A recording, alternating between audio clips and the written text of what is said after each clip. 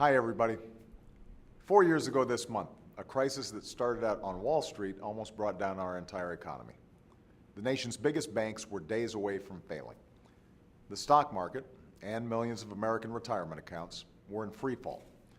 Credit froze, lending stopped, and businesses large and small didn't even know if they'd be able to make payroll.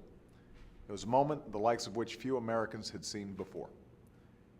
Today, we know the biggest cause of that crisis was reckless behavior in the housing market. Millions of Americans who did the right and responsible thing, who shopped for a home, secured a mortgage they could afford, and made their payments on time, were badly hurt by the irresponsible actions of others. By lenders who sold loans to families who couldn't afford them, and buyers who knew they couldn't afford them. By speculators who were looking just to make a quick buck. And by banks that packaged and sold those risky mortgages for phony profits. When the party stopped and the housing bubble burst, it pushed our entire economy into a historic recession and left middle-class families holding the bag. 4 years later, the housing market is healing. Home sales and construction are up, prices are beginning to rise, and more than 1 million families who began this year owing more on their mortgages than their homes are worth are now back above water. So we're moving in the right direction, but we're not there yet. There are still millions of Americans who are struggling with their mortgages, even at a time of historically low rates. Now, I know there are some who think that the only option for homeowners is to just stand by and hope that the market has hit bottom. I don't agree with that. That's why my administration teamed up with state attorneys general to investigate the terrible way many homeowners were treated and secured a settlement from the nation's biggest banks. Banks that were bailed out with taxpayer dollars to help families stay in their homes. And that's why we announced new steps to help responsible homeowners refinance their mortgages.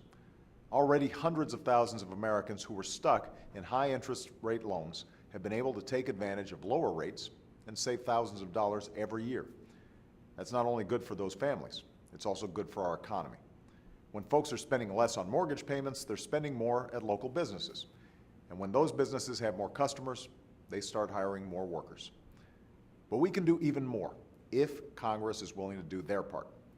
Back in February, I sent Congress a plan to give every responsible homeowner the chance to save about $3,000 a year on their mortgages by refinancing at lower rates.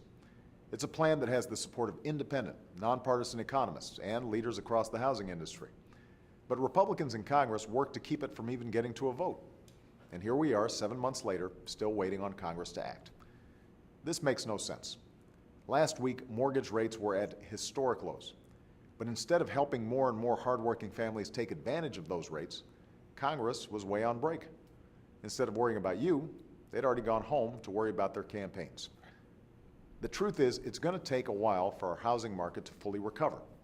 But it's going to take a lot more time and cause a lot more hurt if Congress keeps standing in the way. If you agree with me, I hope you'll make your voices heard. Call your representative. Send them an email. Show up in their town hall and tell them that when Congress comes back to Washington, they better come back ready to work. All of you are doing everything you can to meet your responsibilities. I think it's time Congress did the same. Thanks, and have a great weekend.